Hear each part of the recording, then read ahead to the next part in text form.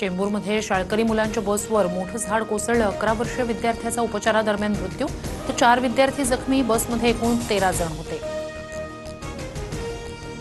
चेंबूरमधील संपूर्ण प्रकरणाची चौकशी करून दोषींवर कारवाई करण्याचे निर्देश दिलेत. घटनेतील जखमी मुलांची प्रकृती धोक्याबाहेर, आवश्यक ती सर्व मदत करण्याच्याही सूचना. मुख्यमंत्री फडणवीसांची माहिती. चेंबूरची घटना अत्यंत दुर्दैवी. सर्व झाडांचं ऑडिट करण्याचे आदेश दिले होते. झाड काढण्याबाबत पत्र दिल्याचं स्थानिकांचं म्हणणं. पत्रावर लक्ष न देणाऱ्या अधिकाऱ्यांवर कारवाई करणार. महापौर रितू तावडे यांचा इशारा. सचिन अहिर यांचा ठाकरे गटाला जय महाराष्ट्र. अहिरांचा शिंदेंच्या शिवसेनेकडून उपसभापती पदासाठी अर्ज. 8 दिवसात शिंदेंचा ठाकरेंना दुसरा मोठा धक्का. आमदार सचिन अहिरांवर कारवाईसाठी ठाकरेंची सेना विधान परिषद सभापतींना पत्र देणार. कारवाईबाबत ठाकरे सेनेनं कायदेशीर सल्ला घेतला. सूत्रांची माहिती.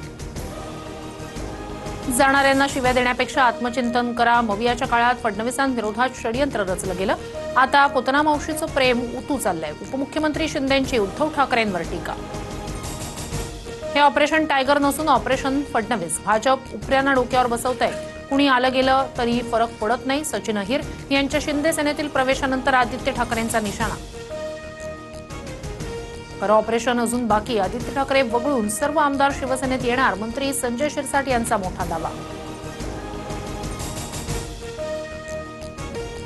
जळगावच्या अंमळनेर शहरासह अमरावतीत मुसळधार पावसानं दाणादाण.